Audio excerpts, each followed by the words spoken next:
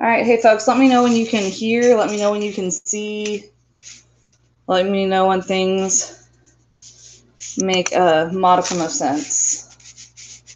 You can let me know by commenting in the group chat.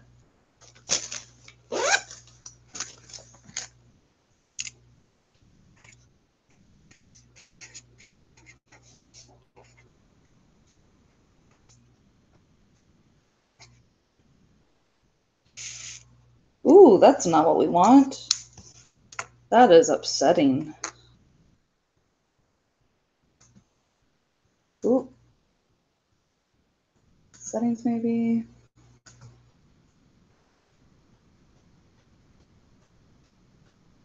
I don't know why it's doing that. Oh, there it goes. Maybe.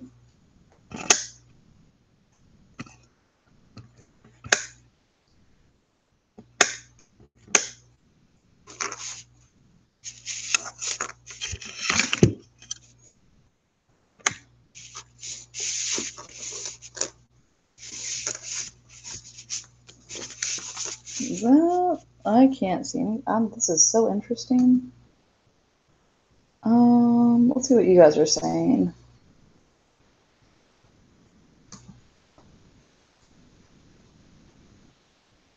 Oh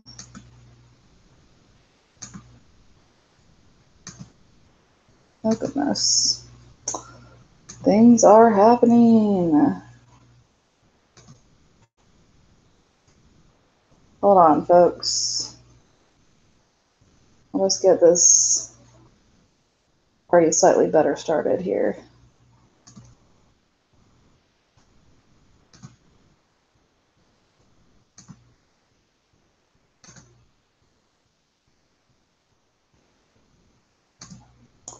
Nope, not that one. Doo-doo-doo-doo. See where we at, fam.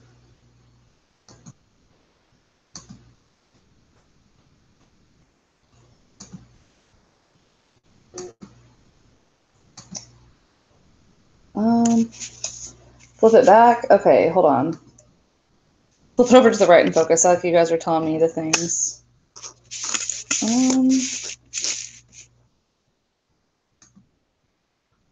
Let's see. It's a little blurry. I agree, it's a little blurry. Hold on. Let me get us live here. Oh, is that better? Does that actually work? Ah, look at the things. Not everything's terrible. Guys, sometimes things aren't terrible. It's amazing. Okay, so we're gonna have some high hopes about Miss Puckett's ability to answer questions and things of that nature. Hooray. Okay, first of all, I kind of want to get a ballpark from you guys. What would you like to talk about? What would you like to do? Do you want to go through the review sheet first? What would you like to do?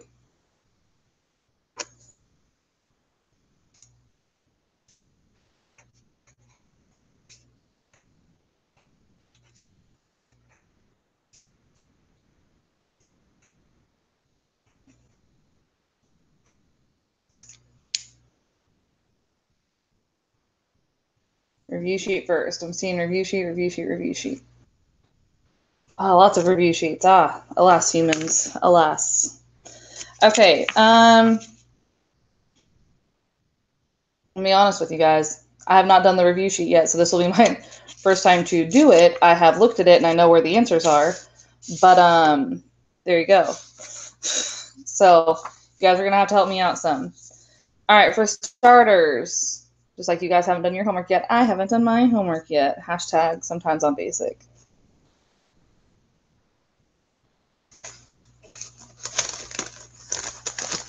I'm gonna dump on all my pens. Oh my gosh, there's so many pens. You don't even know. You don't even know. Ooh, ooh, ooh. Look at that. Let me check the somethings.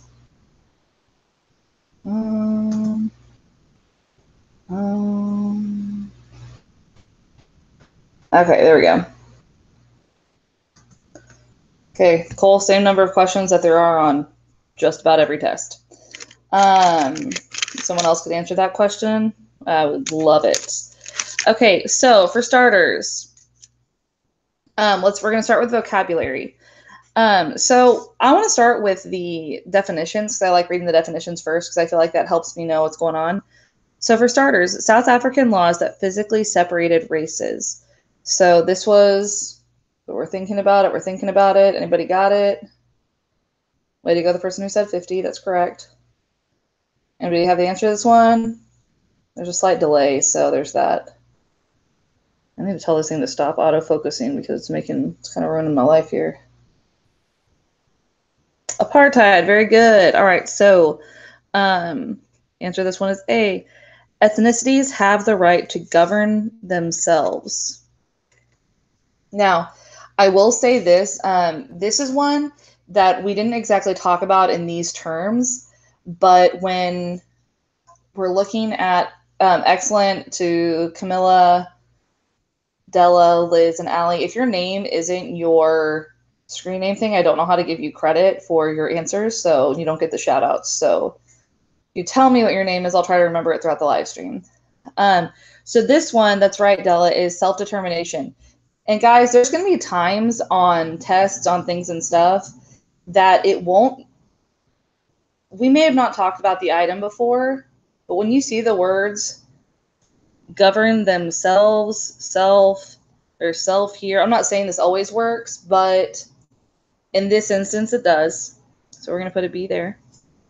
And this can be like a tentative B because we're not real sure. We need to still look at some other stuff. C, the belief that racial differences produce an inherent superiority of race. Think the word superior of race. Go ahead and answer. Excellent. The answer is racism. Loyalty and devotion to a particular country, another word for country. So loyalty and devotion to a particular country. That is what we refer to as nationalism. So number 4 is D. And then real estate agents convincing whites to sell their homes for low prices out of fear of persons of color moving in. That was known as blockbusting. So hopefully we knew this one-ish. Look at you guys answering all the questions. You're so good. I got some great humans. Okay, so next up. This next part is, and guys, I apologize if the screen isn't matching up to what you need it to do. It does this funny thing where like there's a slight lag. And in this slight lag, I can't see I can't necessarily see everything that I want to see, so there's that. So we're going to start here. Apartheid is to blank as blank is to America. So first of all, what looks like we have here is like basically a metaphor. Apartheid is to South Africa. Very good. I saw somebody who just wrote that. As segregation is to America. And I had a student actually ask me if it was the Jim Crow laws. And actually, kind of. That's probably a more specified version, but for our purposes, you just need to know segregation. So using the different colors, create a key and label on the U.S. maps the approximate locations of the following peoples. Okay, so this was assignment, if I'm remembering correctly, assignment number 315 in the Google Classroom. You didn't remember, you don't remember kind of where it was. There's that aspect. We're going to say Hispanics are going to be, so just wrote with that, they're going to be this goldenrod color. African Americans are going to be bluish. I'm getting text messages on my phone. It's all very things.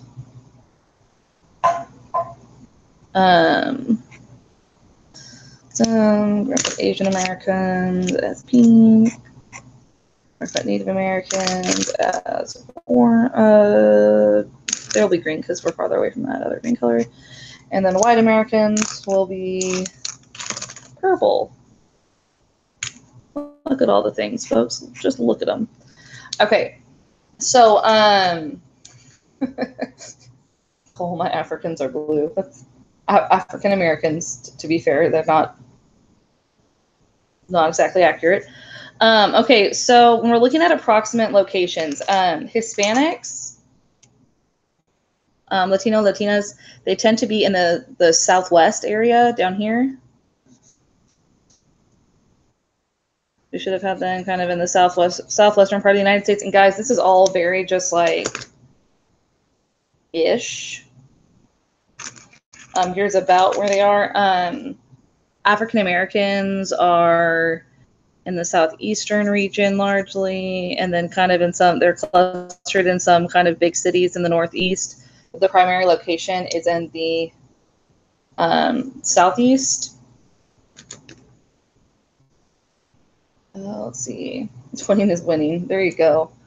Asian Americans primarily in the West. Not to say that that's the only places where Asians are, but that's just happens to be for our purposes where a lot of them settled because of its proximity, mostly because of proximity. And guys, this is all, again, this is not entirely accurate. This is just kind of high concentrations. Native Americans, very clustered here. In this kind of general area. And then some of the plains regions. White Americans, a little bit more of, there's no like specific location where there's a higher concentration, except for probably the closer you get to Canada, the more there are. But yeah. Ali, that's a good question. Ali asked if this was on the test a bunch. This isn't, but you kind of need to know, you're not ever going to have to like draw something that outright says like, this is what this is. But what you might have to do is know like about where did they settle? About where did they, where were they? Della, you could be right. They're probably in the West too, probably in these regions specifically. Close to Arizona, Colorado, it's kind of, there's that area. Mostly I was just showing Oklahoma because that's where Jackson sent them, so things that we know. Okay, so moving forward to Plessy versus Ferguson. Plessy versus Ferguson. What did Plessy versus Ferguson? It was a Supreme Court case. What did Plessy versus Ferguson decide? And then in contrast, what did Brown versus Board of Education decide?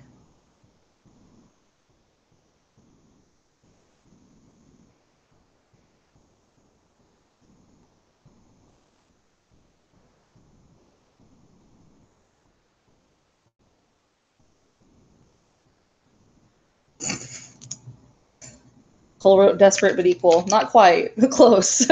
Separate but equal.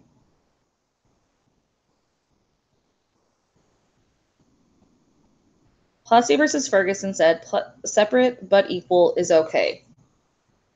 The races can be separate as long as they, you know, both have textbooks. Well, the problem is that one group would have really nice textbooks and the other one would have really bad textbooks. The next thing we're going to look at, though, what did Brown versus Board of Education decide? Brown versus Board of Education said separate but equal is unconstitutional because things can't be separate and equal. That's just not a thing. So Brown versus Board of Education said separate but equal equals unconstitutional, and it forced integration.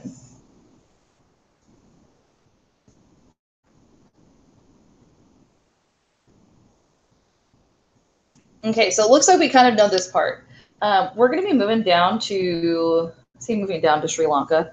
We're going to be moving on to Sri Lanka. This was in your Snowpocalypse notes. This was in your Snowpocalypse notes, which were, geez, I'm trying to think what day you guys did this one on.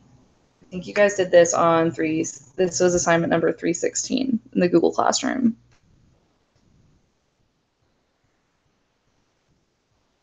Okay, So somebody tell me the ethnicities in Sri Lanka. There's kind of 3 different ones.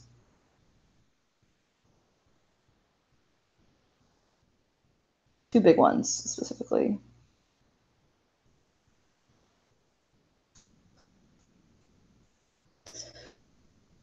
There's the Sinhalese and the Tamils. Technically, they're the Moors too, but very good. Okay, so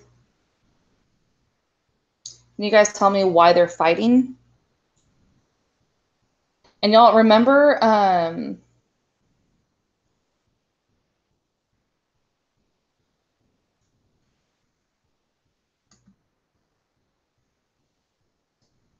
if you guys can remember for me why they're fighting, as soon as kind of I ask, go ahead and say why they're fighting too, because again, there's a lag. So there's that.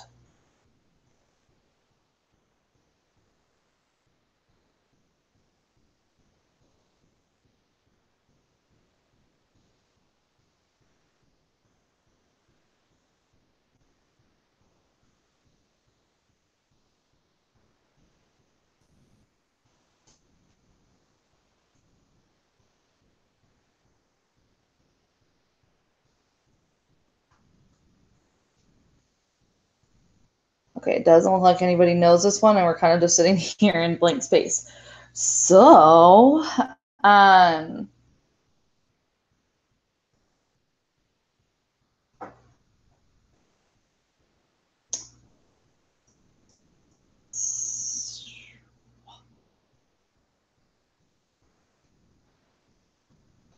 okay.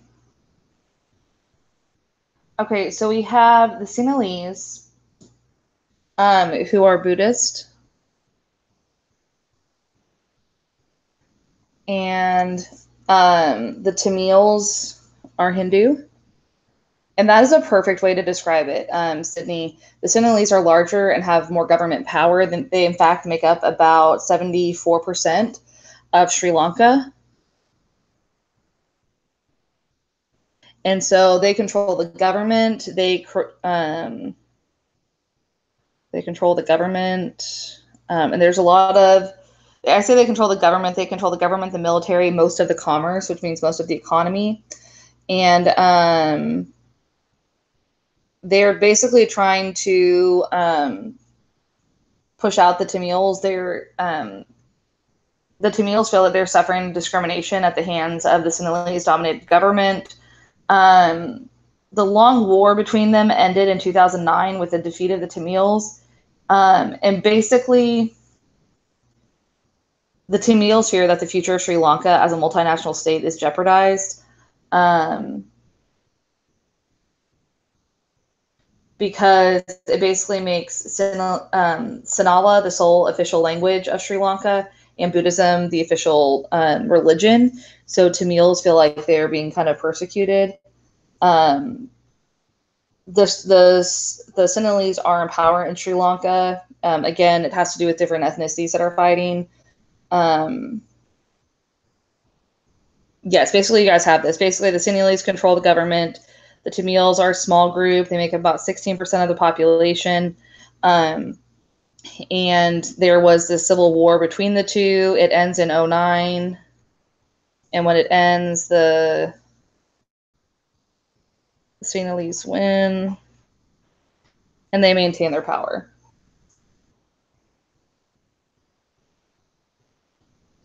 Erica, yes, it's when they get independence from Britain.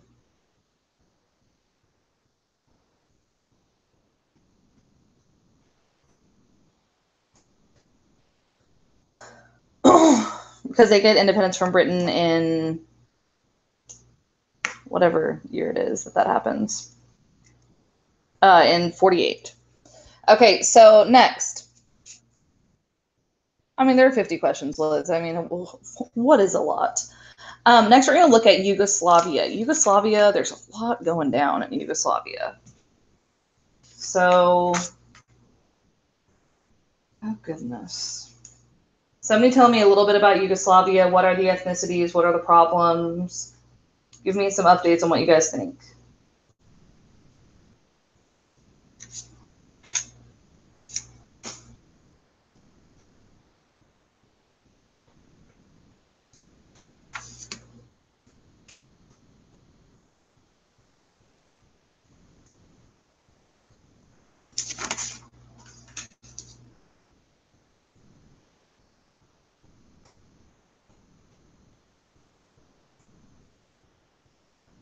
Okay, it's a homeland for Slavic ethnicities.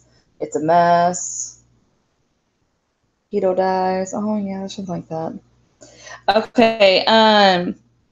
So Yugoslavia, basically, it's under the long leadership of Tito, who governed Yugoslavia from 53 until his death in 1980. But then after he dies, it's just like all kind of collapses. And we have different groups.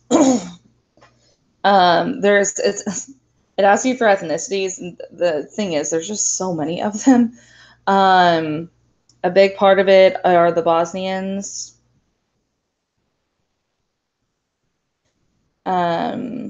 Croatians.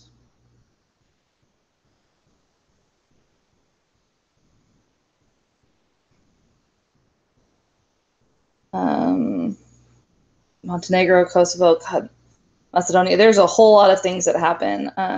Serbians. And I say all this, guys, there's more than just these three. These are the three I'm going to leave with. Basically, after World War II, they, I don't know who this is that wrote it, but after World War II, they grouped some ethnicities together, and after a while, it was okay, and got sick of each other, and did some, and then they broke up. Yeah, it was pretty rough. Basically, there's ethnic cleansing. Basically, they're just moving a bunch of people around. The leader dies, and basically the whole place kind of descends into chaos, and people are trying to... There's a lot of civil wars. They fight over land. It's just kind of... And it's a fight over what's what we call Balkanization. That's true. We don't feel like there's a way out of this business. Trying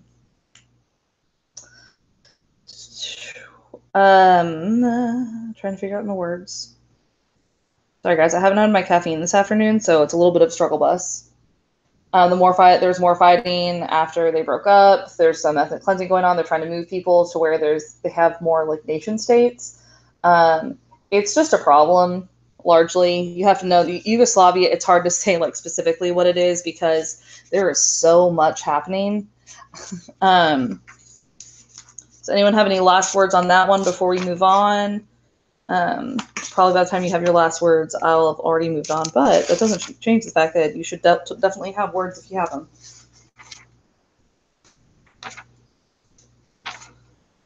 Okay, Yugoslavia.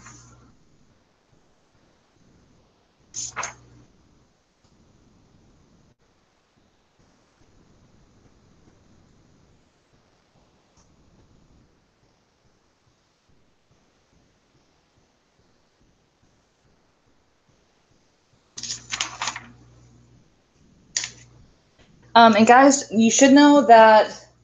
Oh, hey, Antonia. You should know that the term Balkanization was used to describe a small geographic area that could not successfully be organized into one or more stable states. But world leaders at the time recognized Balkanization as the process by which a state breaks down through conflicts among its ethnicities as a threat to peace. So basically, Balkanized are when an area is balkanized, it means like we can't figure out how to get it into a cohesive, like safe group.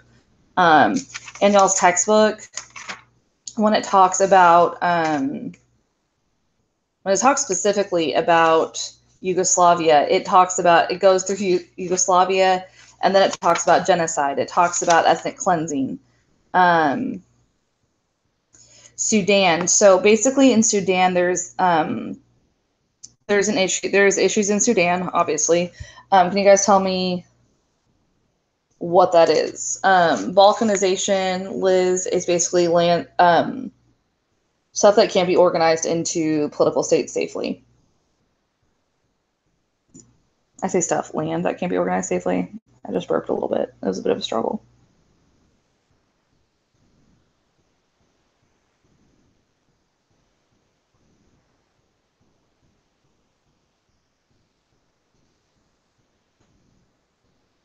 Okay, so basically it's between North and South Sudan. North Sudan is run by Arab Muslims.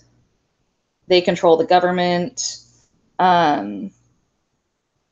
They control the government, and other ethnicities are in the north.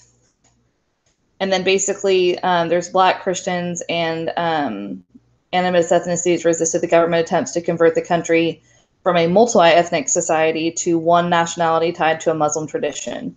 So basically they tried to create a nation state and it didn't go so well. And so there's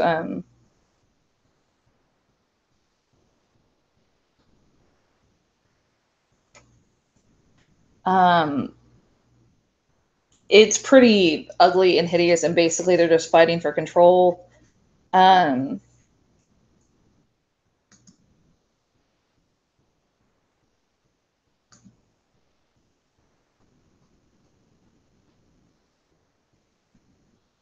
Who's Danny Nico? And they're basically fighting for control, as with any war. I feel like it's all about control. Once it split into South Sudan, the war ended with the establishment of the Southern Sudan as an independent state in 2011. However, fighting resumed as the governments of Sudan and South Sudan could not agree on the boundaries. So South Sudan ended up an independent state, but still there's a lot of issues. Okay, Rwanda was an ethnic cleansing issue between the Hutus and the Tutsis. You guys got anything here? Hutus and Tutsis?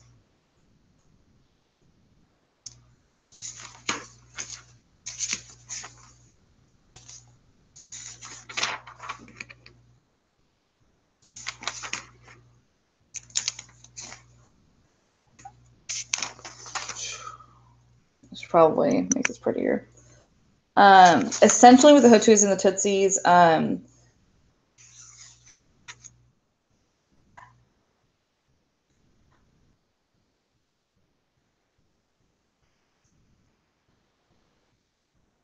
there's genocide in Rwanda in 1994 and involved the Hutus murdering hundreds and thousands of Tutsis, as well as Hutus that were sympathetic to Tutsis. The genocide began after an airplane carrying the presidents of Rwanda and Burundi, both Hutus, was shot down by a surface-to-air missile. The attacker was never identified, but most international intelligence organizations, including those of the United States and France, concluded that it was a Hutu unhappy with the president's attempts to seek peace between Hutus and Tutsis.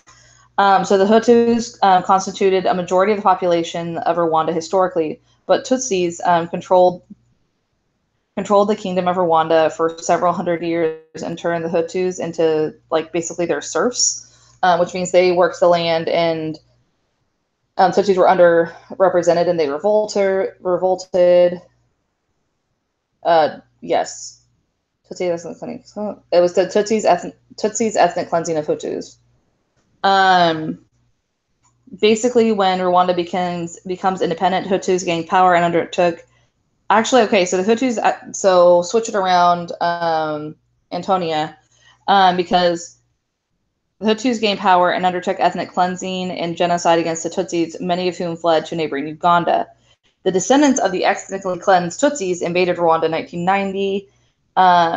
The Hutus launched a genocide against the Tutsis, killing an estimated 800,000.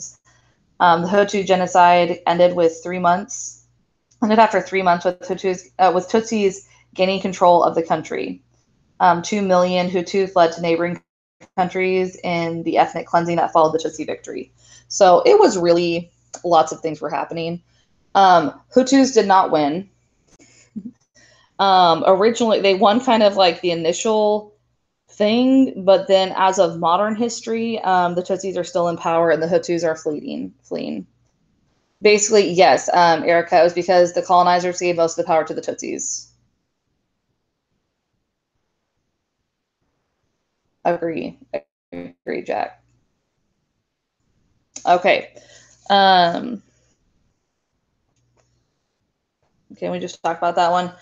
Somebody tell me what's going on in Kashmir. What do we got for Kashmir?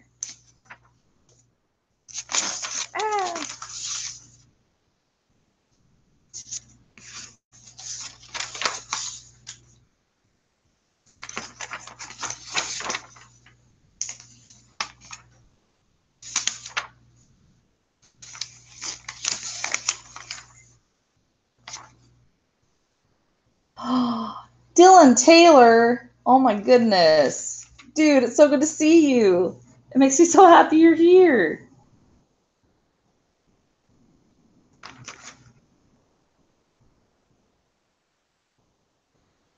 Okay. Anybody got what's happening in Kashmir?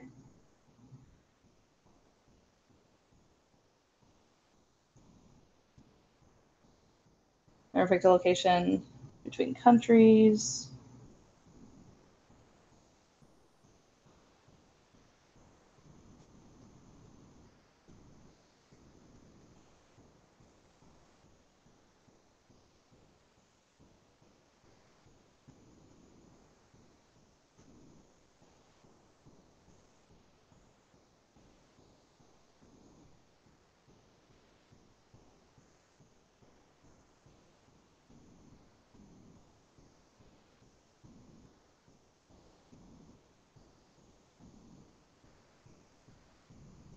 Oh goodness. So anybody got anything? Tried sending an email. I don't know if it's sent the other day. My school email, so not sure. I didn't get an email from you, Dylan. Be sure you spelled my name right, because that's the thing. So are they all equal in a way? Kashmir is a nice material. Fair. Not sure who the Kashmir are. Okay, so basically Kashmir is located between India and Pakistan. And Pakistan and India never agreed on the location of the boundary separating the two countries in the northern region of Kashmir. Since 1972, the two countries have maintained a line of control through the region, with Pakistan administering the northwestern border and India the southeastern border. Muslims, comprised majority in both portions, have fought a guerrilla warfare to secure the reunification of Kashmir, either as a part of Pakistan or as an independent country. India blames Pakistan for the unrest, and vows to retain its portion of Kashmir. Pakistan argues that Kashmiris on both sides of the border should choose their own future, and vote, confident that the majority Muslim population would break away from India. So it's kind of funny because they're like, "Hey guys, the liar stream. That's funny." So basically, because there's a high Muslim population, the Pakistanis are like, yeah, we should totally let them vote on it. Let them vote on it because they know how what the outcome is going to look like. So that's super positive. I say super positive, not really. I'm tired. Okay, so it's a positive outcome for them, whereas India maintains that no, we're going to hold our line. So it's Hindus, Muslims, but it's more than ethnicities. It's Pakistan and Indian.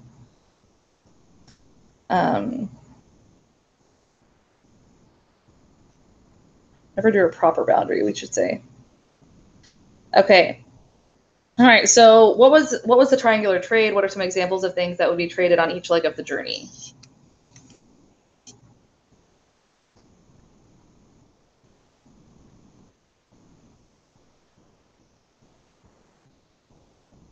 That, Della, is like the closing of the border between Pakistan and India. Ooh, Sunni versus Shiites. Give me a second.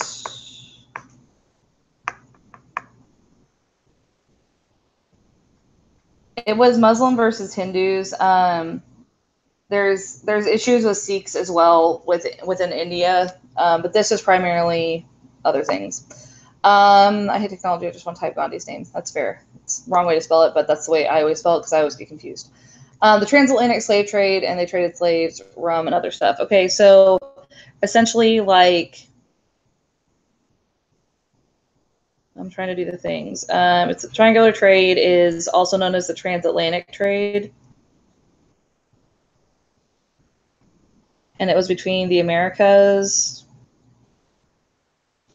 Europe, and Africa. Africa supplied the slaves, and sometimes they were captured by other nations, and they were like rival slaves. Not rival slaves; they were rival tribes that they sold into slavery.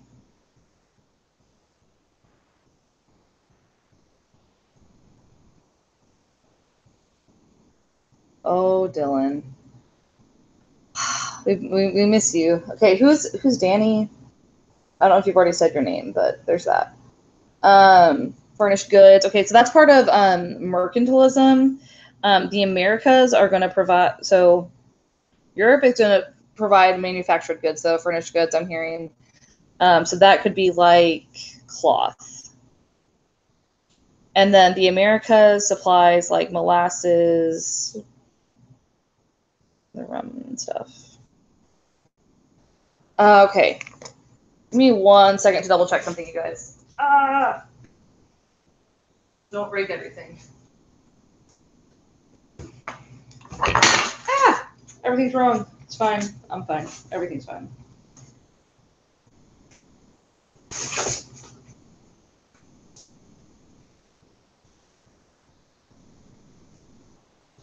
So guys, what do we call the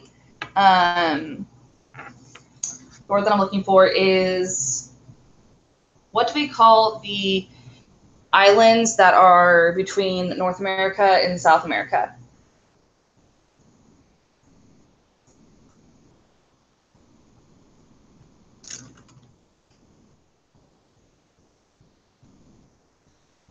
We call that area the Caribbean, like the Caribbean island, the Caribbean. So that area, the Caribbean, that's what I'm referring to here as the Americas. They are the ones with the molasses, the rum, the stuff like that. So there's that part. Transatlantic slave trade. Okay, what caused migration from South Asia in the 1940s? Why were people moving in South Asia in the 1940s? And you should know this because like you kind of learned about it today and yesterday-ish.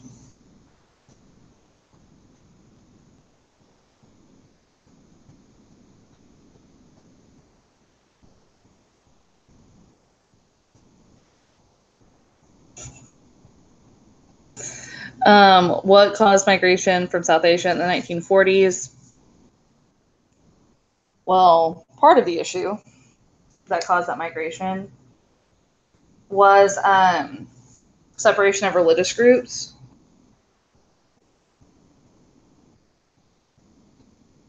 Pakistan and India moving, Gandhi, yeah.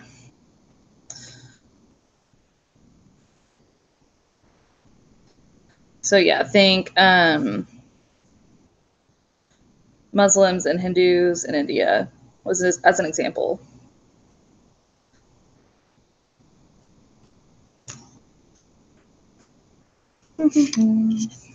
Okay, so uniting a country. So we're going to move on to the bottom portion. Oh my gosh, Dylan, yes, I did have Mr. Worst. He was my world geography teacher. I struggled in world geography. It was not my gift. Mostly also because I was a freshman in high school and I didn't understand everything. Okay, so uniting a country or a group, what kind of force is that? Centripetal pulls together. Centripetal pulls together, so that's A.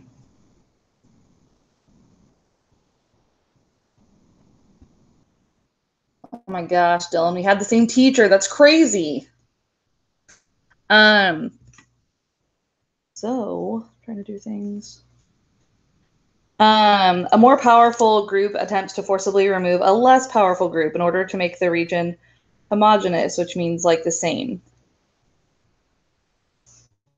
So that would be referred to as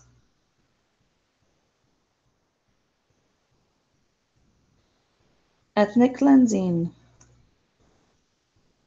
Or, yes, ethnic cleansing. Okay, I was making sure that I was like, I want to make sure that there's nothing else that. There we go. A country whose territory corresponds to that of a particular ethnicity. So our territory combines with our ethnicity to make what we call a nation state. Cab. People who share a common hereditary and cultural traditions. Hereditary, a common heredity and cultural traditions.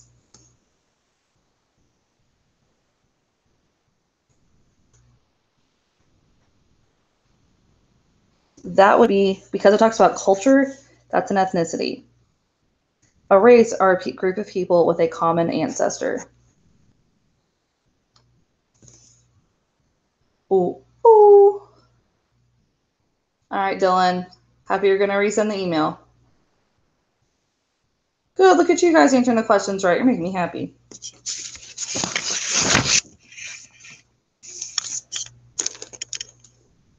Ooh, ooh, ooh, ooh, ooh.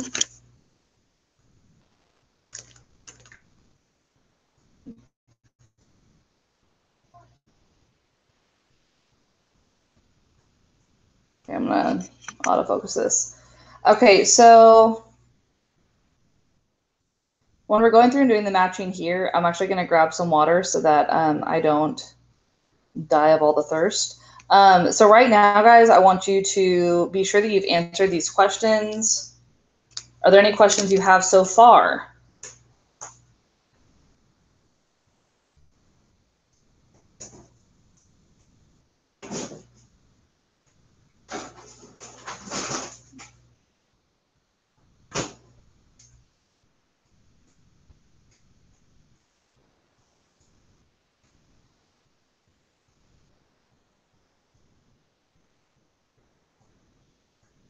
Antonia, I don't think there's a whole lot of extra stuff. If there is any extra stuff, I'm going to look through the test after we go through this and be sure there isn't anything that we've missed.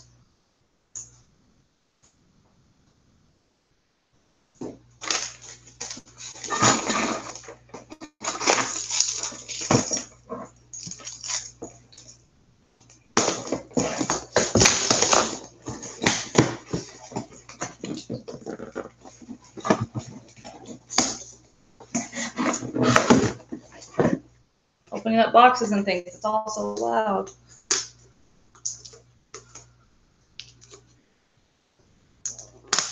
What is the login info for the textbook? Marie, that is on my website under textbook, or it should be capital APH, AP Human 17, capital APH. Free and extra credit paper is due on Monday, Camilla. Nick, there are a lot of focuses on this test. I would be sure that you understand the review sheet.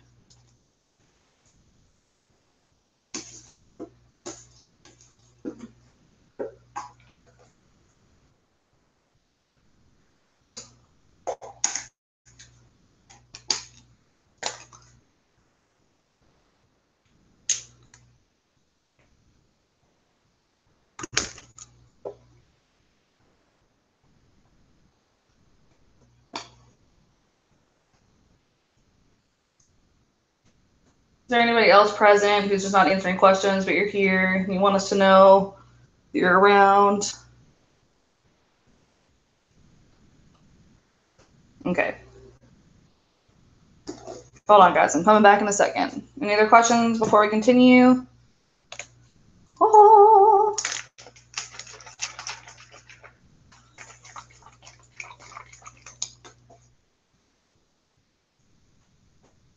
One more thing.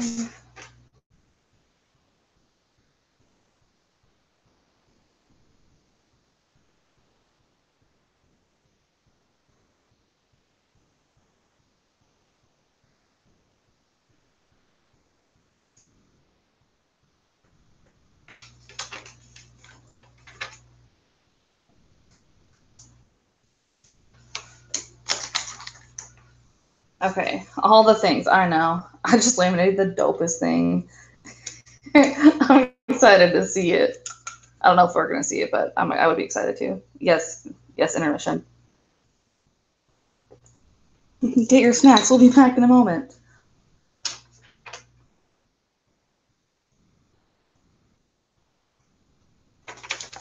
Okay, so we are going to talk about gerrymandering briefly. It is not something you need to know super in depth for this test, but I just feel like it's a good thing for you to know in general. So we are going to be looking at that in a moment. Oh, okay. I'm back. Isabella Lindahl, I didn't know that was you until you talked about laminating, and I was like, oh, got it. That's Isabella. Okay, so first of all, a zone that separates two states and is an unofficial boundary would be a frontier. The ability of a state to govern its territory freely or retaining its, as one might refer to, sovereignty. The systematic use of violence in order to intimidate or coerce. Let's see. That'll be terrorism. Redrawing legislative boundaries to benefit the party in power. That would be known as gerrymandering, and that's named after Elbridge Gerry, who was an American congressman. He was from, Elbridge Gerry was in Massachusetts, I believe. Okay, small sovereign states began in Mesopotamia in the Fertile Crescent. Fertile Crescent, Mesopotamia, also known as city-states. All of these things tell me or little small sovereign states. That's what I get the things from. Oh goodness, got an email. An area organized into a political unit and able to control its internal and external affairs. That would be F. And then a group of people with unifying elements is a nation, G.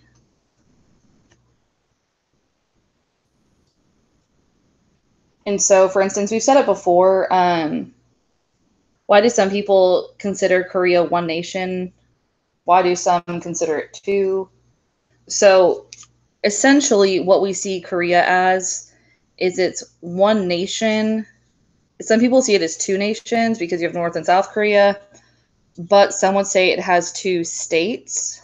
It has two political states, North and South. But essentially, by geopolitics, Antonia, do you mean like morphology, like the different shapes of states? Because that will show up a little bit.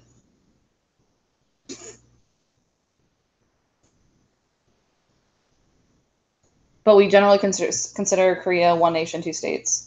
What are the unifying elements? Unifying elements can be a lot of things. When it comes to a nation, like, this is gonna sound a little silly, but let me fangirl here for a moment.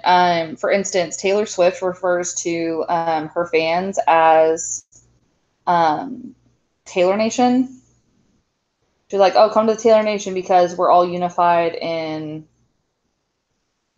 something. We're all unified in supporting Taylor Swift.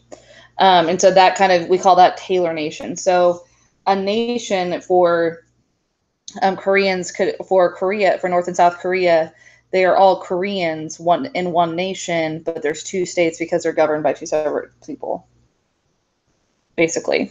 What is the conflict between China and Taiwan? What is the conflict between China and Taiwan? Sometimes Masaka can't speak because I get tired.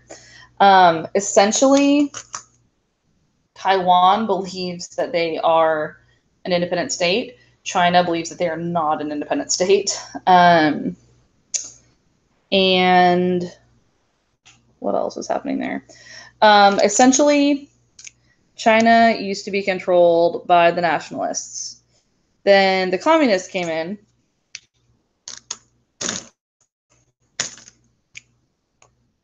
Oh, that was not a fun color to go over with.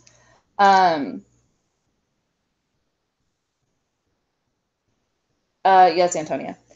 Then the communist comes in, and then the nationalists flee to Taiwan. Well, when the nationalists flee to Taiwan, they kind of set up their own government and stuff, and they maintained until I think 1999 that they were the one true government of China.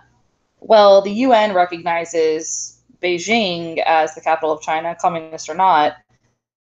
But Taiwan wants its independence. Taiwan wants to be independent.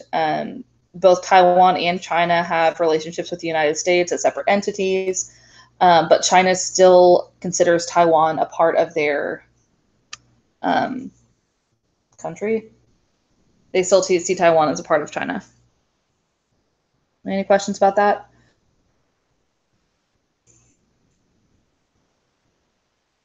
Eric, if you're talking about Korea, is it considered a multi-nation state? No, because it's one nation. All right, but if you're talking about China and Taiwan, maybe a multi-state nation? What is the difference between a federal and unitary government? Unitary, think of a unit, think small, think all compact together. So unit, all is one, really compact, close together, very solid, one strong one. Della, you're thinking of Tibet, not this. The camera's a little blurry. It kind of keeps going in and out. I'm kind of doing my best to make it better, but we'll see. It could be.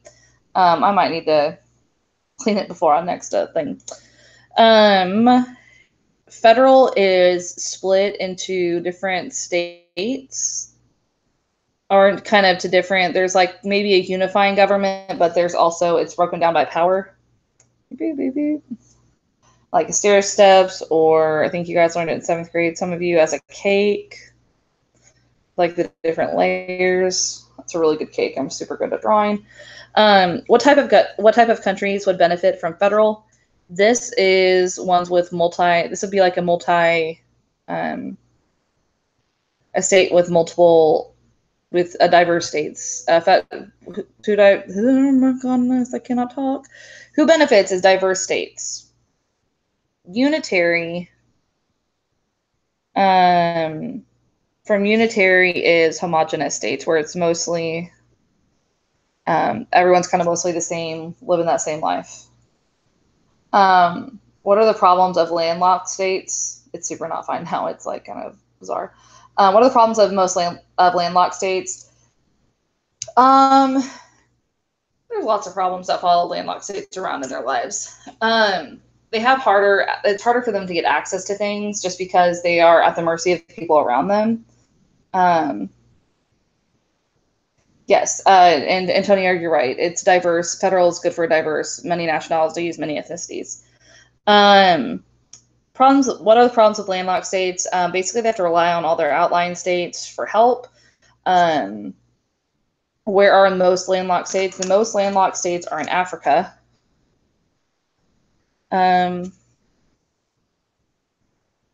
Just access to things. And it causes the most problems in Africa because if the landlocked states want goods, it's a lot harder for them to get them. That's right, Isabella. They are going to depend on other countries. The 3 primary reasons, moving on to the next one, for gold, God and glory was colonization. The 3 reasons for colonization we're going to refer to as gold, God, and glory. Glory, God, and gold, and the Virginia Company. It's glory, God, and gold, and the... Yeah. Also, Antonia, also that. Antonia said a lot of dependency in those countries are going to get annoyed and can lead to tension between countries. Absolutely. 3 levels of support for state support for terrorism. You guys come up with that one for me? in your notes. It's like the notes we took on Tuesday.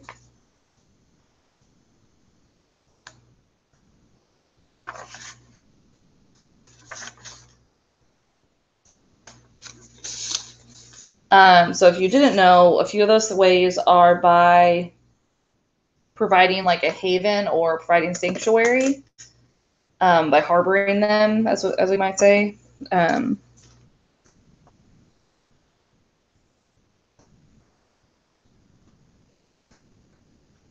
Providing a haven or a sanctuary. 2 would be giving them weapons or supplies. And 3 was having them plan attacks.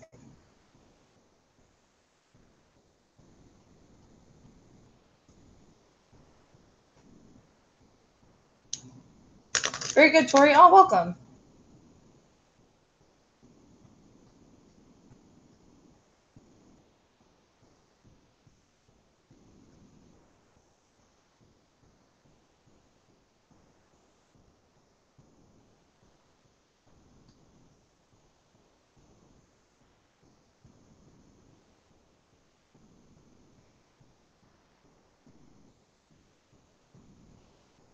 Okay.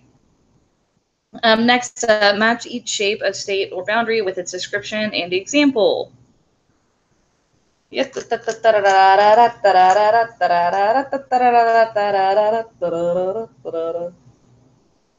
big can the one pager be?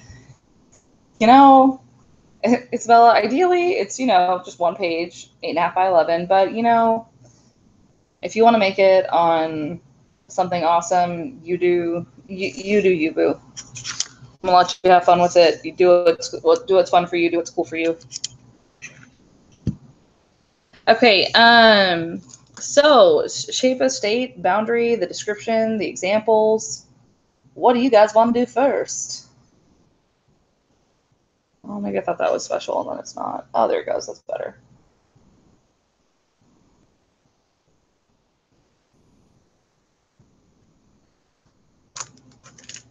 Okay, I haven't written with purple. I always lose my purple pen because it's always my favorite, and then I always use it, and I put it in pockets of things. Okay, so is there a lot of specific terrorism? No, Della, not specifically. Okay, so let's go through the descriptions first. Okay, so compact. Or actually, let's start with descriptions because that makes my life feel like a little bit easier. Part of the country that sticks out to gain access to a resource or cut off access from another country. That would be what we call corrupted. That would be corrupted. And an example of that would be Namibia.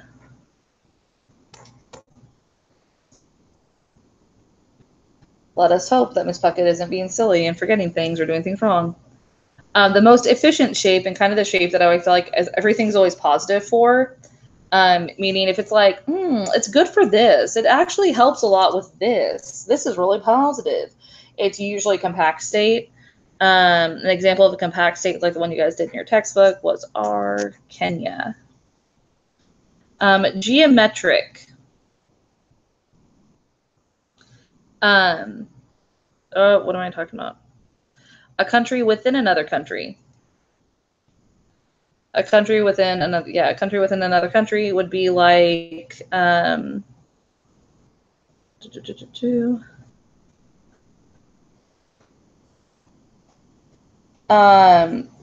describe an example. Okay. I just looked up because I realized I was like, I haven't looked at their words in a while. That would be C, perforated. And then the two examples, and I will say this, guys, this definition is kind of reversed. It's not a country within another country. It's a country with another country in it, because you say the outside country is perforated because it has like a little country inside of it. And so for this, it'd be like Lesotho in South Africa and Vatican City in Italy. the least efficient shape. So the least efficient shape is going to be D, elongated. An example of this one would be Chile.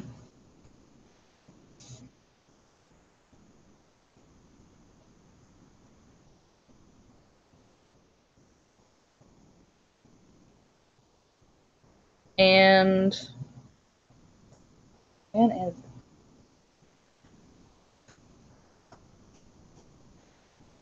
Della, I can. I'm trying to say them as we go through. Obviously, with perforated, the problem is you have like the inner country is entirely dependent on the outer country for supplies and stuff. There's kind of a lot of these actually that go with elongated. I don't know why there's only 3 spots for it. Because you could say definitely Japan is elongated. You could say that Vietnam, I'm pretty sure, is elongated as well. Ah, everything's wrong. Everything's happening.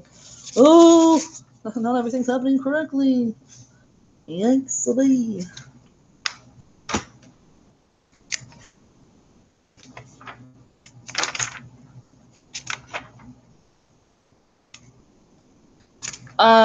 Danielle, Italy is elongated. We've already used Italy, so that's why I'm kind of frustrated, but it's fine. We're fine. I'm fine. Everything's fine. Yeah, see, Vietnam is elongated too. Got a lot going on. Elongated does. Okay, a boundary based on language or religion. Boundary based on language or religion. That would be a cultural boundary. Example of that would be the border between India and Pakistan because it's a religious boundary. F, a boundary no longer significant because in use, but still culturally significant. A boundary no longer in use, but still culturally significant. That would be like a relic boundary. And that would be like the division between North and South Vietnam. A straight line between boundaries. Aw. Bye, Liz. Have a good day.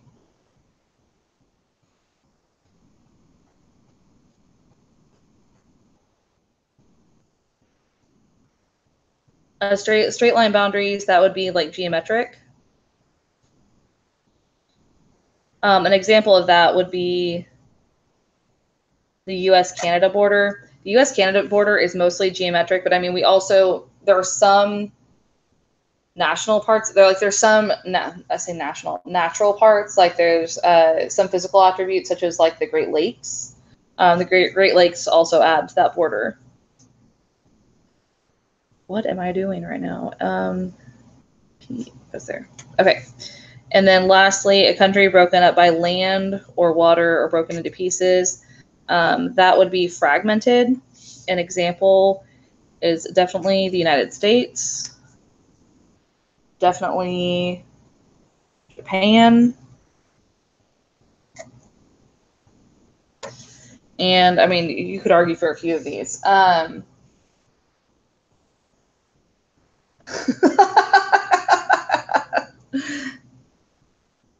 Camilla, I hope this helps.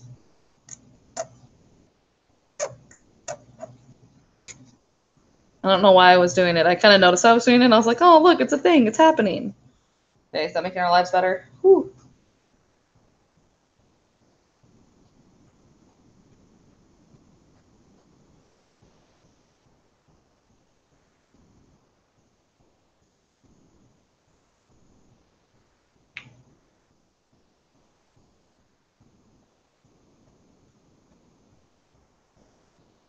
Okay, do you guys have any other questions or I got you, Camilla.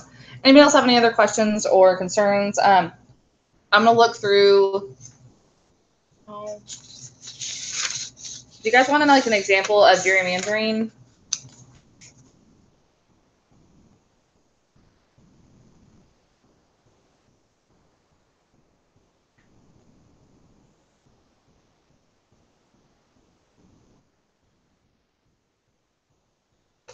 Nature doesn't draw straight lines. That's right, Della.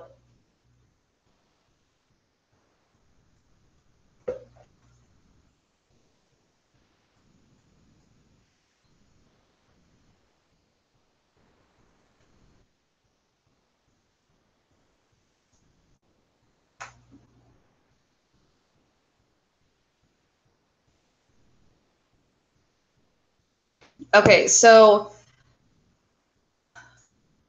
basically, I need you guys to draw something on. I need you guys to get out a sheet of paper.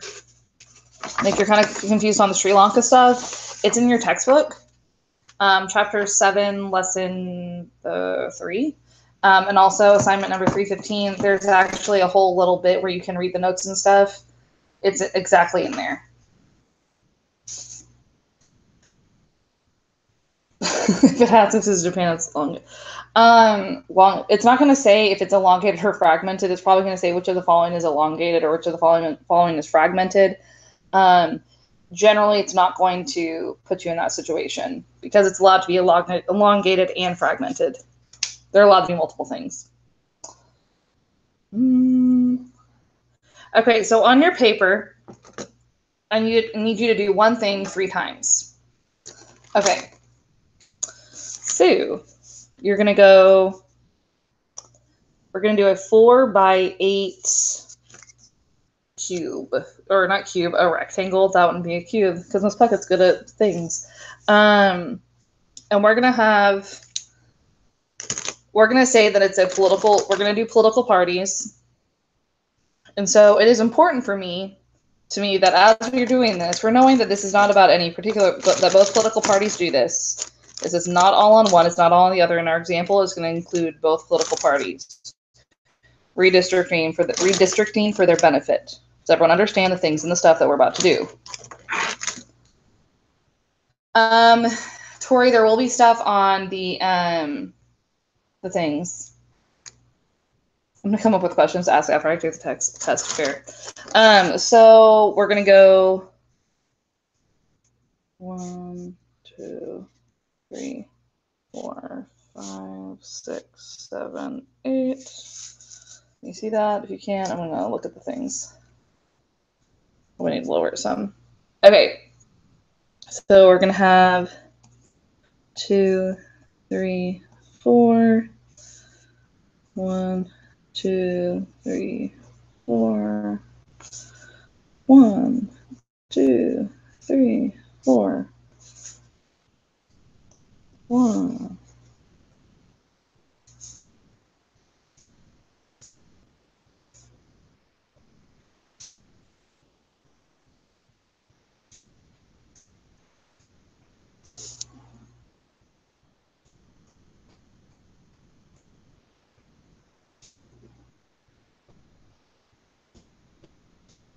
Okay. You guys actually need this a little bit lower.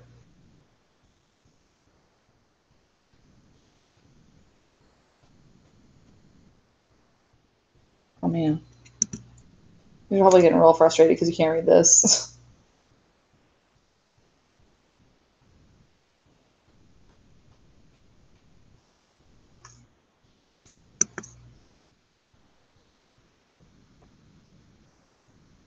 I can't read that. That's. Oh my gosh, be better, focuser. Why aren't we focusing better?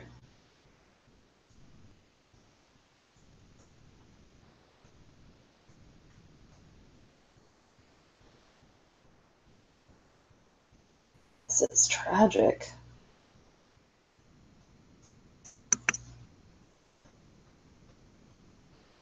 I'm sorry, guys. This is terrible. I'm trying to get the focus to be better so that you're not all blind. When I say blind, I mean you all see, like, I see my life. Basically, I'm a vlogger. I'm really good at things. It's good. That's a good way to describe it, Bella. Is Bella. Okay. Oh, that's so much better. Okay. So something I want you guys to notice is I want you guys to draw this on your paper. I want you guys to draw this on your paper, and then I'm going to do, and you're going to draw this on your paper 3 times. So after you draw it once, do it 2 more times. And you don't really have to have the dot at the top. That's just like reminding me about how far spaced out everything should be. We're all going to set up our papers like this.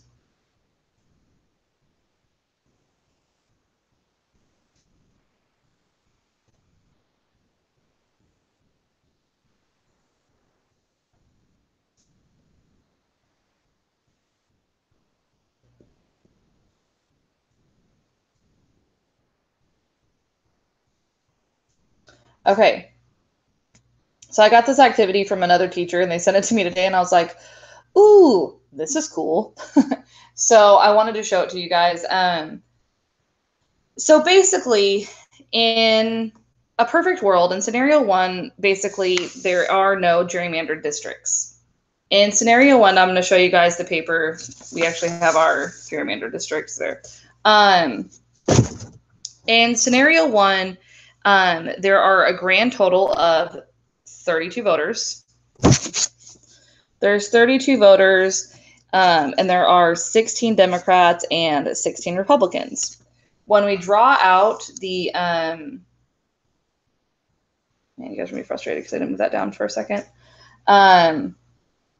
When we draw the districts, the way the districts are drawn, we have 1, 2, 3, 4, 5, 6, 7. We have 8 districts. And in how many districts do the Democrats win? 1, 2, 3, 4. 4 Democrats win. 4 Republican wins. However, if you are a person who's running for office and you decide to run as a Republican or you decide to run as a Democrat, there's a chance that you're going to want to alter or change this to benefit you in the best way possible. Because you can redraw the district, you can redraw the district lines. So basically, if I want to run as a, let's say for starters, Ms. Puckett's going to run as a Republican. If I were to run as a Republican, how would I redraw the districts to best benefit myself? How would I redraw the districts to be sure that I won? And I still have to maybe draw 8 districts, but how can I kind of rig it to where I am most likely to win?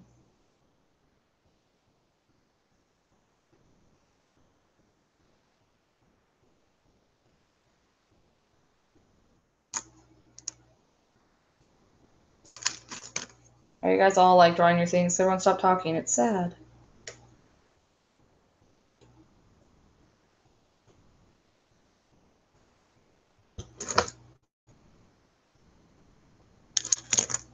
Okay, so if I'm running as a Republican, I'm going to use, well, I have this reddish color, so I'll use my reddish color. We want lots of land in the district. Okay.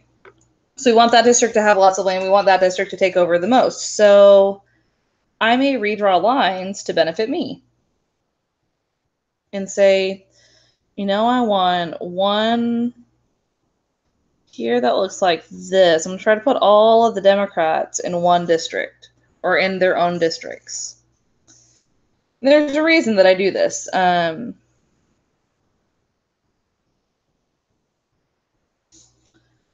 Maybe I do a...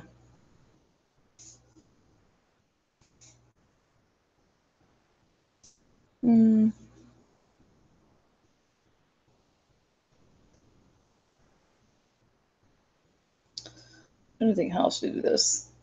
This requires me to do some thinking. I may do some kind of funny lines here, you know, like that maybe, but then I go with these guys, I go, oh, well, you know, as one does, make that a district, I'll make this another district.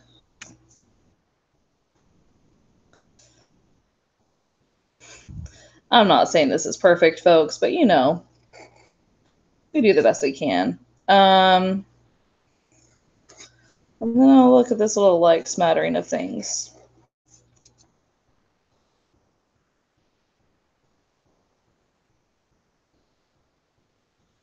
Okay, so Isabel, I'm slightly confused. Okay, so if I know that there's a significant amount of Democrats in one area, a significant amount of Republicans in another, and all these things, I'm going to try to redraw district lines so that in the places where the Democrats win, they win really, really big. Because if they win really big there, that means their vote is dispersed everywhere else. So, for instance, I had, like, in my case, I had 2 places where I said the Democrats won big. They won big here, one, and they win big here. There's also one like here, and this could even be, guys, that it's like this. That would actually make more sense, probably. That it's things. Basically, what you guys need to know. Covalent bonds. I'm yelling. Pretty much. I just like spit everywhere, but it's fine. Basically what happens, y'all, is every group is going to try to make it benefit them the most. And in making it benefit them the most, it might benefit other people less. Okay. If I were to try to do it to where the Democrats would for sure win, I would make sure that the Republicans had some places where they would for sure win. Because if the Republicans have a few strongholds, I just need to make sure that my people are winning everywhere else. I say my people. I say I need to be sure that my Democrats, I'm not saying I'm Democrat or Republican, my humans. Oh, goodness gracious. But I want to make sure that whoever I'm running as, so if I were to run as a Democrat the second round, I would want to redistrict it as a Democrat. And so I would restructure everything to where, like I said, Republicans would have a few strongholds, but then everywhere else, I do everything I can to ensure a Democrat victory. So in this case, that would look like this. Maybe I do one here, do another one there. Then I have, and then in this case, I've now structured it to where I have, this one just looks like it makes a lot more sense in terms of the lines I drew. So this would be a victory, a victory, a victory, a victory, and a victory. So now I've just structured it to where I win 5 out of the 8 districts. Do you guys see how that can benefit people just by redrawing the lines and making it make more sense? By simply redrawing the lines, I create a situation that is best to benefit my party. Now, guys, both political parties do this. This is very common. This is not like, whoa, who thought of this? It was literally thought of by Elbridge Gerry, who was at the Constitutional Convention. Like that's why they call it gerrymandering, is because like he did it. He was a person who like did the things and like, oh goodness. So just so you guys know, like that's where this comes from. It's very old and everybody does it. In fact, I think on the notes it had examples of, it showed a perfect example of when Republicans did it. It showed a perfect example when Democrats did it. It's something that people do to like put their political party in the best position possible. What other questions do you guys have?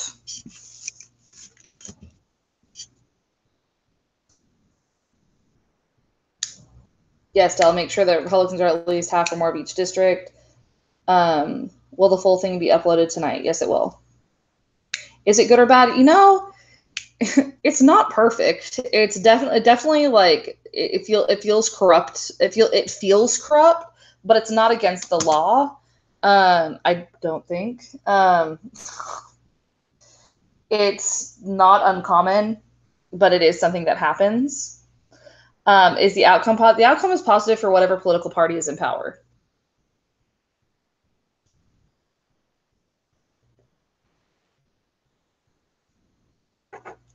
So if you're a Republican and everything has been, it's basically like, yes, Elliot, you're rigging the game. You're rigging the game so you try to continue to win. That's what gerrymandering is. Is there a limit to how many you can group together? I mean, ish. Kind of. It's kind of like in football when different districts or like school districts or schools will like, or districts will like redraw lines in order to get certain like people, in order to get like certain football players or something that they want. Isabella just asked, did President Trump do this? So he is the president, so he doesn't really have the political power to do this. This is done by legislators. So he doesn't really have the political to do this because this is not part of his job and checks and balances. That's what gerrymandering is, so I hope that's kind of a fun thing for you. Okay, so a couple of things as I'm looking through y'all's test.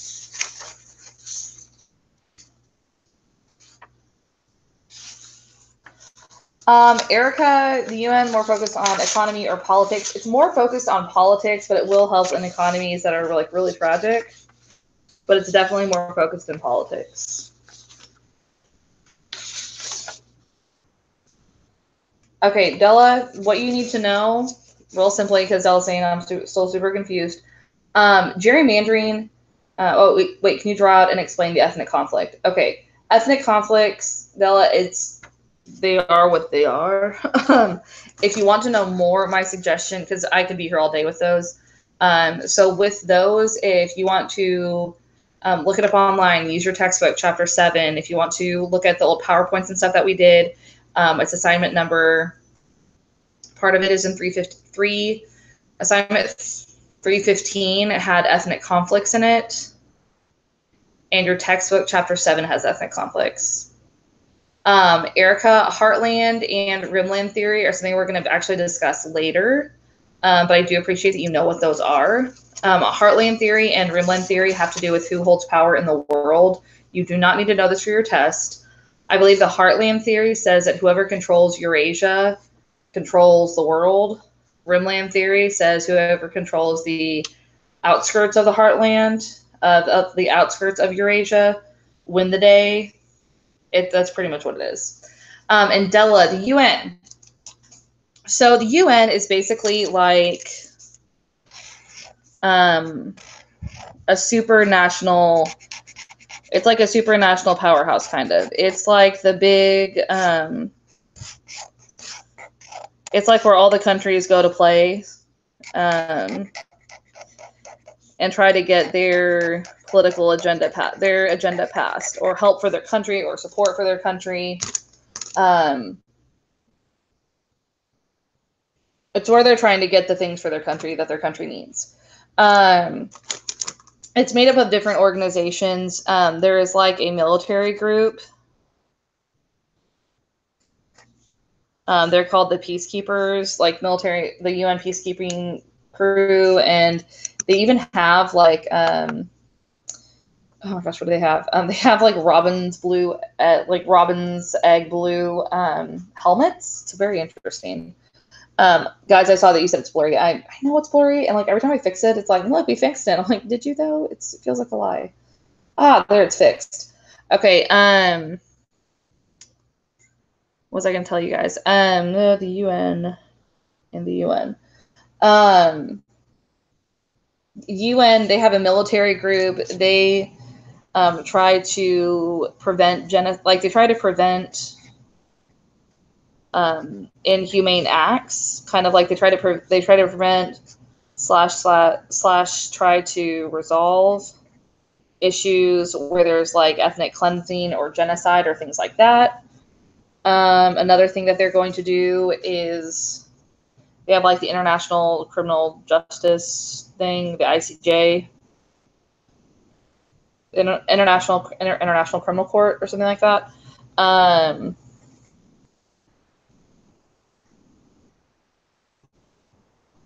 Oh my gosh, I can't write anything. International Criminal Court. They have basically an International Criminal Court of Justice where they can put people on trial and whatnot.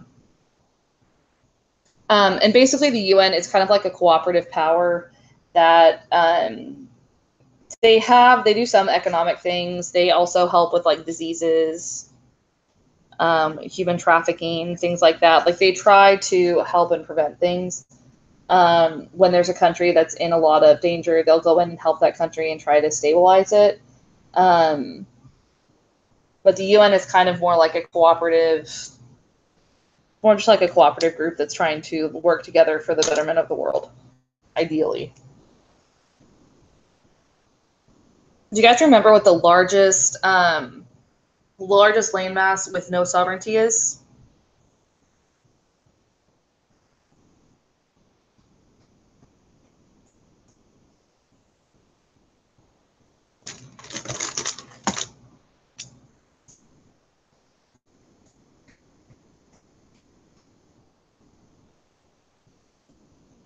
Largest land thing with no sovereignty.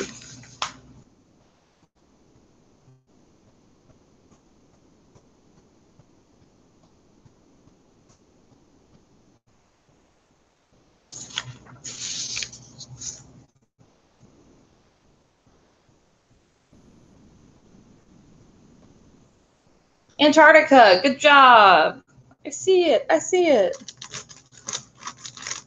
As I say that, I imagine Erica dabbing. She does that sometimes when she gets an answer right in class, and I say, good job. She's probably going to cringe really hard when she hears me say that. I'm kind of looking forward to the response.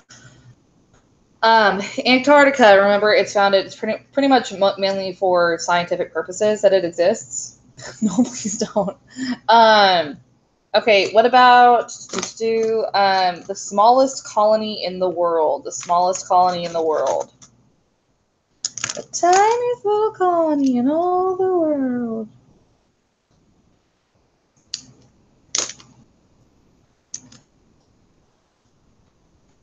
Let me be sure I'm spelling it right.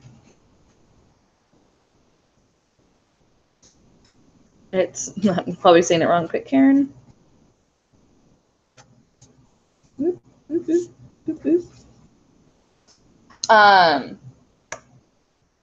Delete, yes, Antarctica for the largest landmass. The smallest one, though, is Pitcairn. The largest landmass, the largest, it's not the largest, like, political state.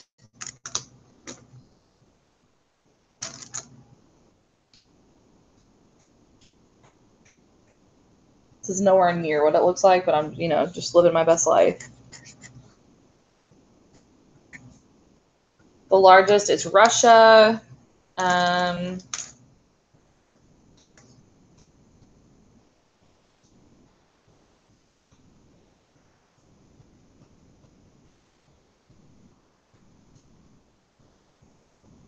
you guys describe to you guys something else I think we need to talk about is people with stateless nations.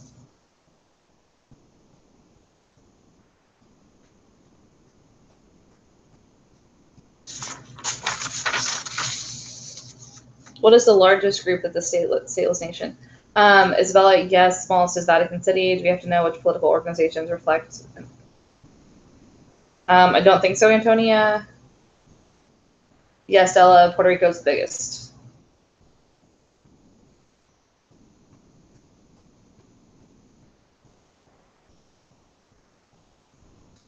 Palestine is not the largest. It is, however, in the Middle East, there's the most conflict over their territory of Palestine.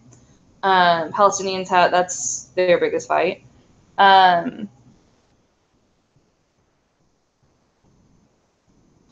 The largest stateless nation, though, let me double check something.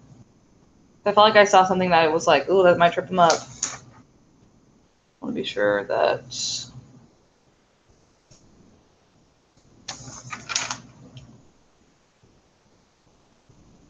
Okay. Very good, Erica. It's the Kurds. So the largest stateless nation are the Kurds, and that's because up until like the 1920s, there was an independent nation called Kurdistan, but then they're like, Kurdistan was a thing. There's a place called Kurdistan, and Kurdistan was a thing in the 1920s, but then it got split up into many countries, and so that place that was at one time Kurdistan is now no longer Kurdistan because now it's broken up into like all these different countries and all these different places. And so now all these Kurdish people are a nation of Kurds, but without a state. And they're broken up into a bunch of different states, and they don't want to give up their nationalism.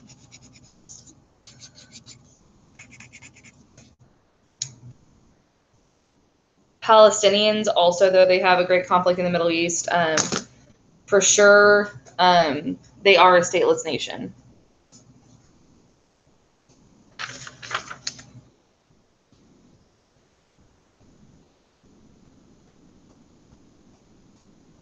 Mm-hmm.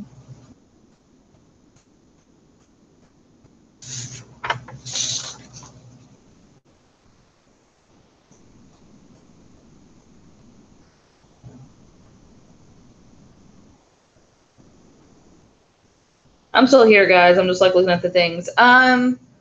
Let's do a little bit on race and ethnicity.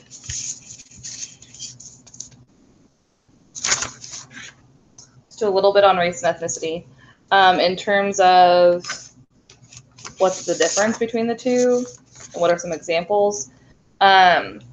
Essentially,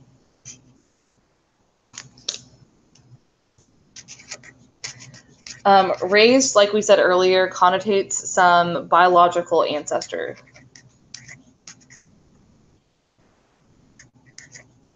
Whereas ethnicity is more about like cultural traditions. And remember, nationality is more about the country that you're in. That said, according to like the U.S. Census, when we're looking at the U.S. Census, we have there's some things that are kind of confusing, because when it comes to race,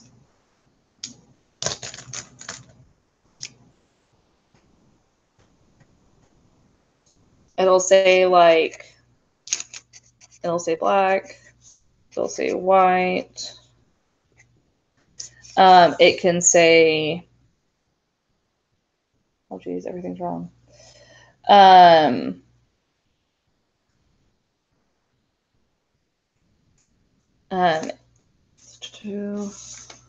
on.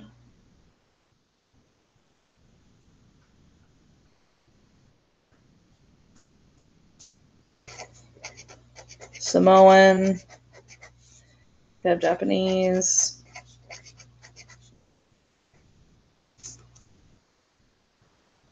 You could have Asian American. It doesn't necessarily matter, Tony, who the smallest stateless nation is. Oh, that might be the Basque, though. So between these, if you are, like, these are just some examples of what it could be. Now, if you are Hispanic or Latina, you would not pick. You notice that Hispanic is not a race. According to the U.S. Census, it's not. It's not a race. It is considered an ethnicity.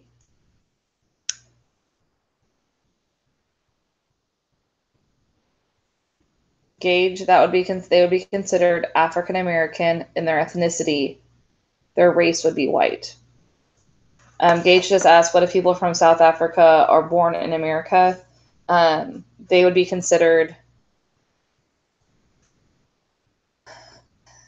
African American in their ethnicity, but white in their race.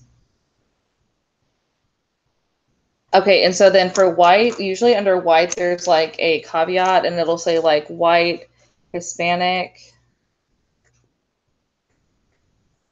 or non-Hispanic. And it separates them into the two. Now, the largest ethnicity in the United States, Gage, I've answered that. Yes, they are still considered white because that is their race, not their ethnicity.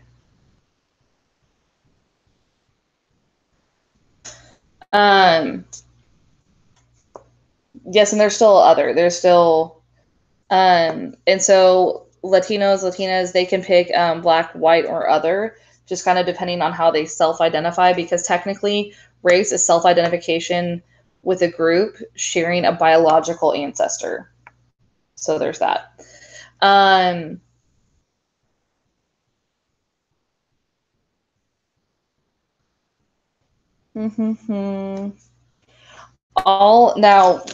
All Americans share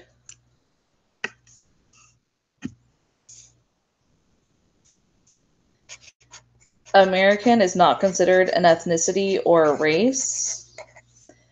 All Americans, though, share a nationality.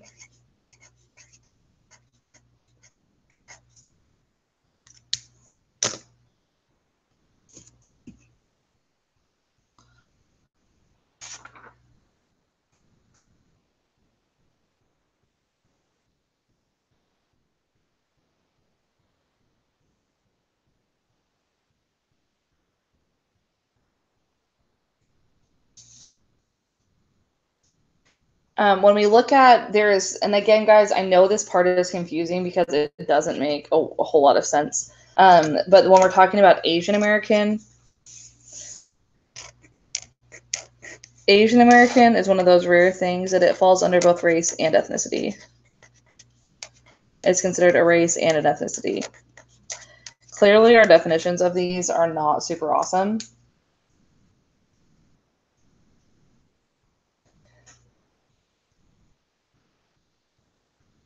Does Latino ethnicity because it is many countries?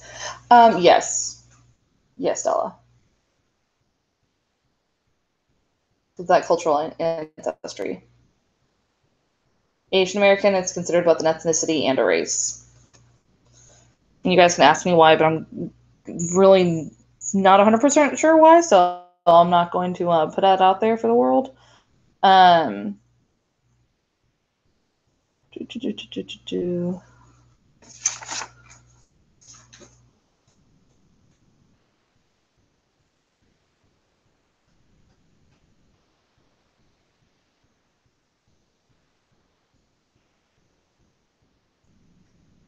Now, when we're looking at the last thing we're going to look at, would there be a question about the largest ethnicity in the U.S. possibly?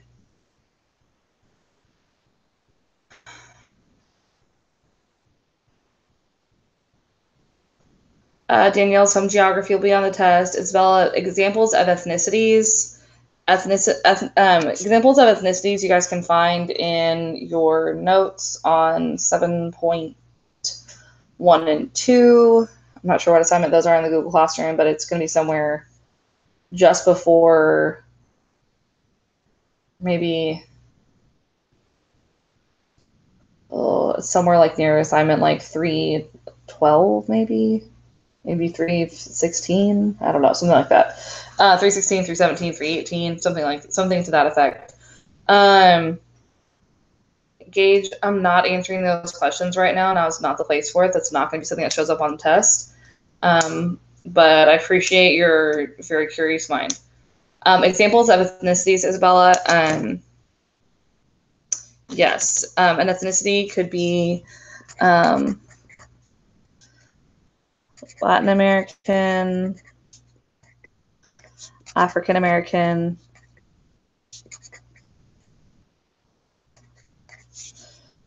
English. It could be Dutch. It could be Asian American, German American, any of those. Erica, I can't tell you whether or not there will be a question about the largest ethnicity in the United States, but if you were to be asked that, the largest one is Latin American or Hispanic.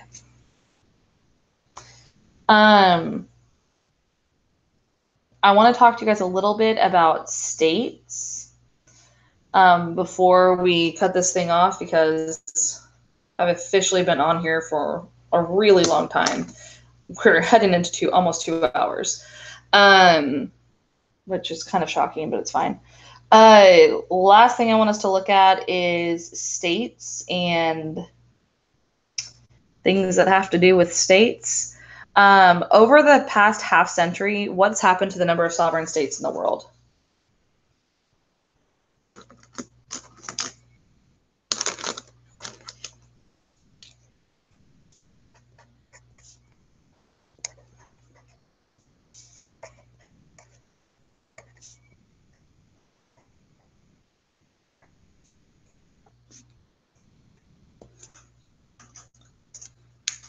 It has increased drastically.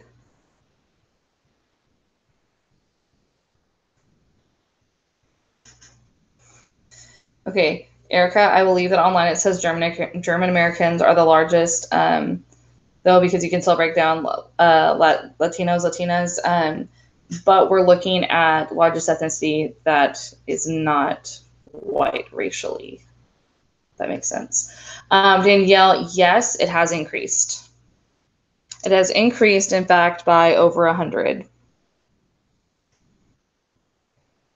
Because if you'll remember, after, and really, guys, we consider like a sovereignty of a state to be true after the state joins the UN.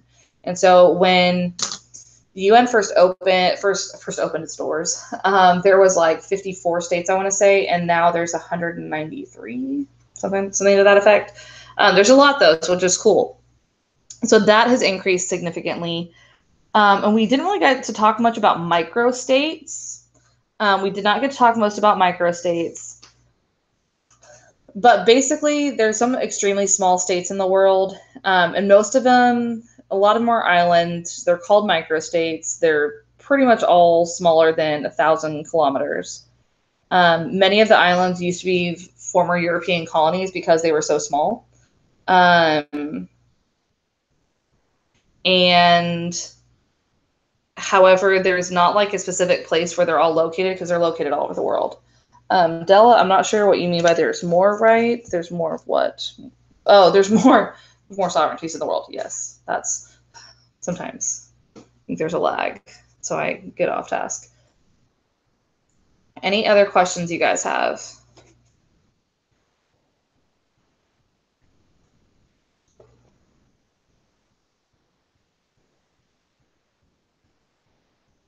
Do you guys notice my logo in the bottom right-hand corner? Because it's cool. I made it.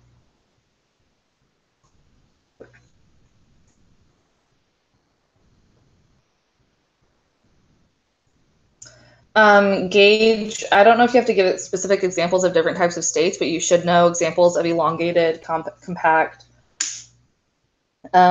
perforated, prorupted, stuff like that. You need to know unitary states versus federal states as well.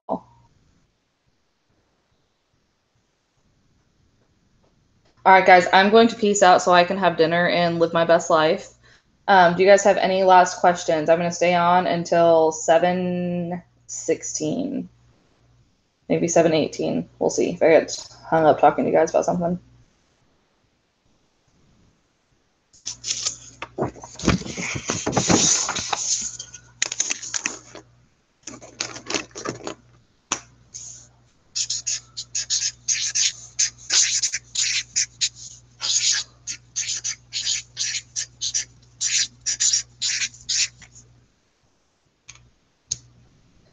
Would a city-state be considered a microstate?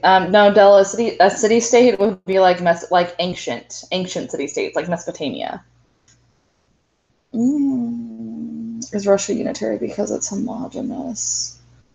I wouldn't say Russia's unitary because it's homogenous.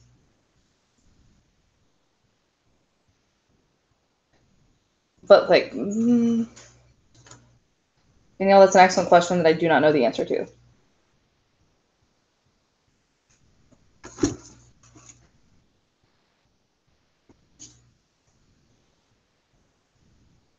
When you think city-state, Della, you should think of like Mesopotamia. Think of oh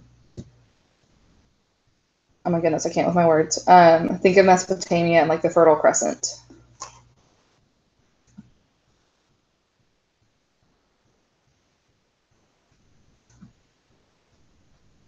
Anybody else have any questions? Anything you want to ask?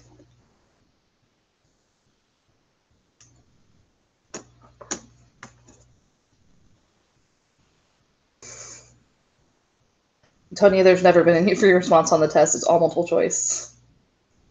There will be an FRQ. There'll be an FRQ on Monday, but let's not worry about that right now. We'll live our best lives.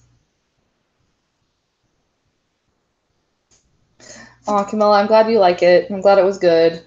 I tried. I genuinely, I feel like I don't know as many answers as I did when we did US history ones, and I have the textbook out in front of me, and I'm trying to do my best to answer y'all's questions and explain things best I can. We all just do our best. I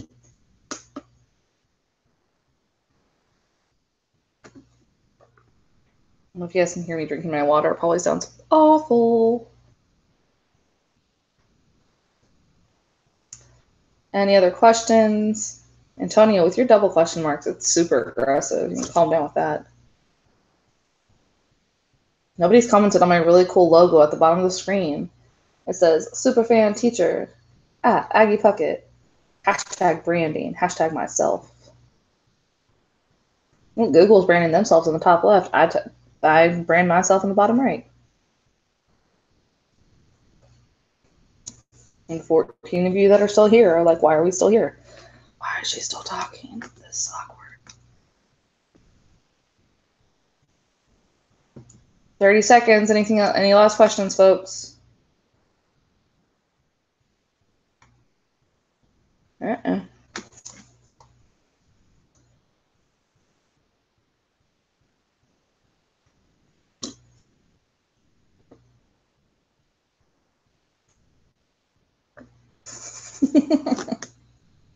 Thanks, Camilla. You're so nice. Thank you, Isabella. Thank you.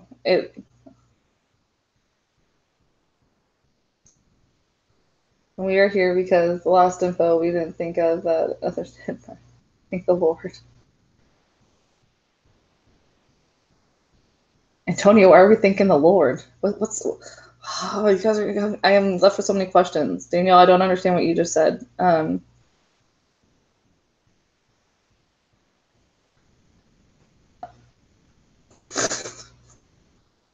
Antonia, no, multi-core states are not going to be on the test.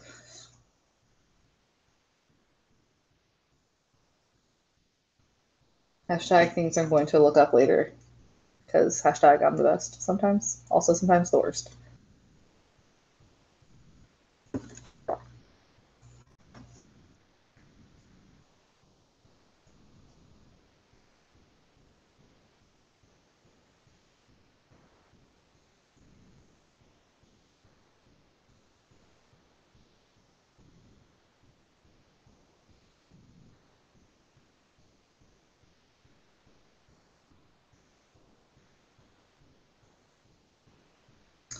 Peace out, homies.